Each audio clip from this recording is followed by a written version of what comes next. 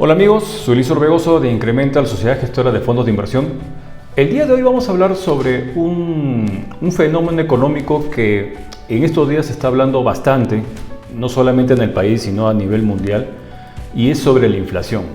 La inflación es un fenómeno económico que se produce por diversos factores, pero que en la medida que sea controlada y estable, más bien ayuda a una economía justamente a avanzar o a progresar.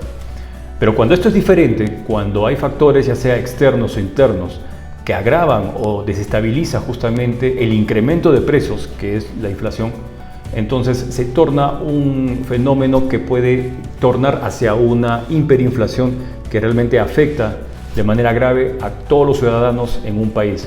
Como podrán recordar algunos que tienen más de 40 años, lo que se vivió en el año 85 hasta el 90 en el gobierno de Alan García, donde hubo un proceso hiperinflacionario demasiado grave que desestabilizó el país tremendamente, y es lo que viven muchos países como Venezuela y en menor medida ahora Argentina. Entonces en este video voy a hablarles un poco de una manera muy breve lo que es la inflación y cómo nosotros podemos tomarla para justamente nuestras decisiones de inversión.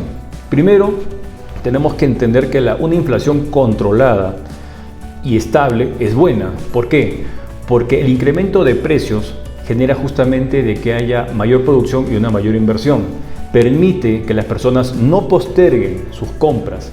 Es decir, porque si los precios no subirían, las personas postergarían o comprarían mucho más adelante. Entonces no habría, digamos, ese dinamismo que necesita la economía.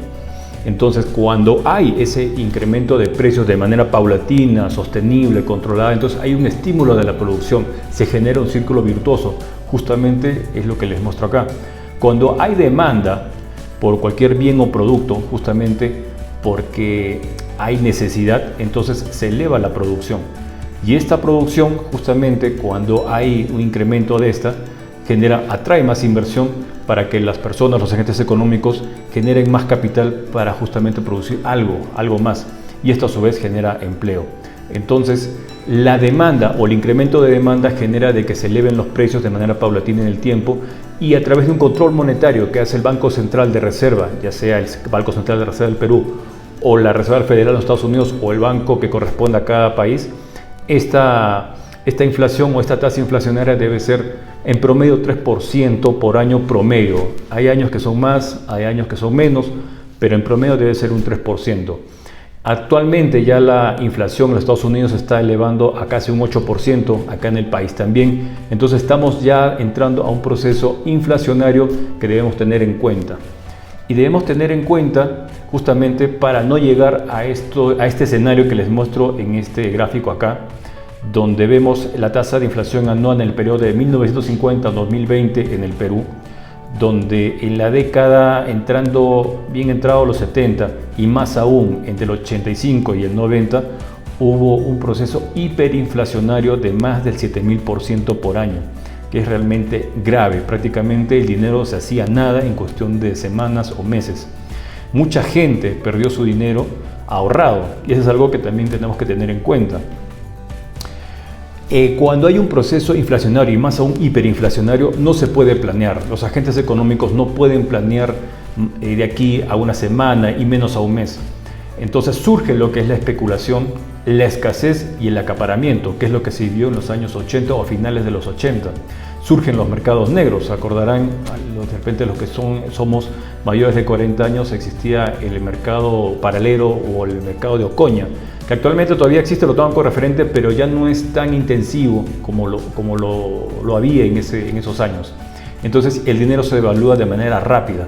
Muchas personas y muchos familiares, recuerdo entre ellos mis padres, perdieron dinero justamente por no conocer este proceso económico.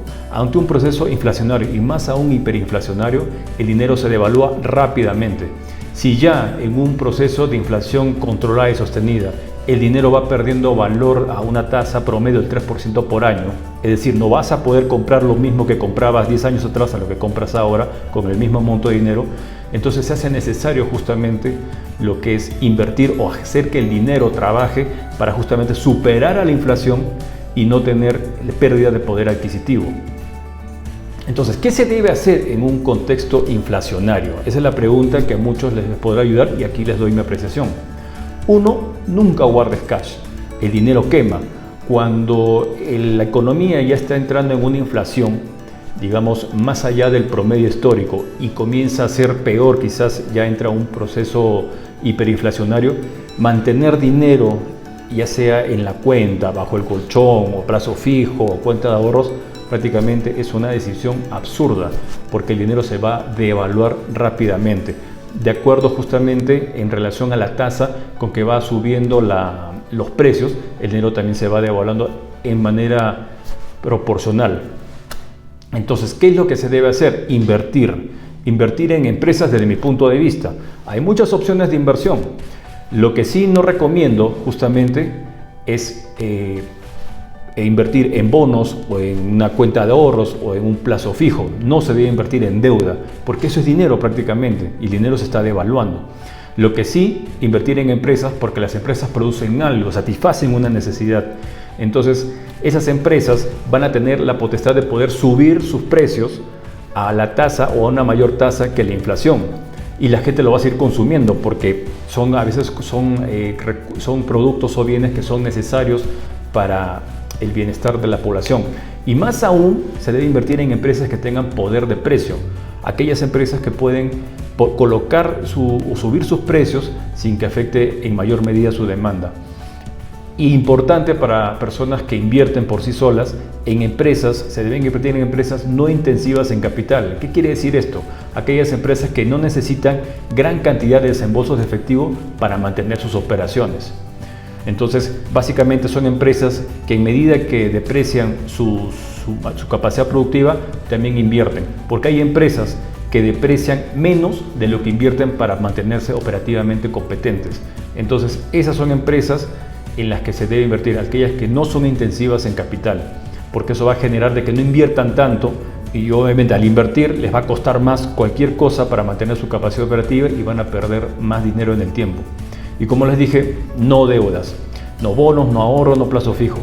Todo en acciones de empresas. Desde mi punto de vista, pueden hacerlo también en terrenos, pueden hacerlo en propiedades, pero eso no genera flujo de caja a menos que lo alquiles y aún así tienes que ver de que la inversión o el retorno de flujo de efectivo sea más o menos proporcional a tu inversión, en promedio a un 10 a 15%, superando a la inflación. Porque si la inflación es del 10% o 15% al año, como ya sucede en otros países, entonces tú tienes que tener un flujo mayor de retorno, porque si no estarías perdiendo dinero. En cambio, cuando tú inviertes en acciones de empresas, ya las empresas justamente hacen ese trabajo por ti. Como tienen ya todo su personal operativo, comercial, de producción, ellos ya saben lo que tienen que hacer con sus productos o servicios, aumentando los precios y obviamente superando la inflación. Y eso se refleja en el precio de sus acciones. Por eso, si ustedes revisan los históricos de la Bolsa de Lima, en procesos inflacionarios la bolsa siempre sube. Muy bien amigos, espero que esta información o esta apreciación muy personal, muy breve les haya servido. Nos estamos viendo en un próximo video. Muchas gracias.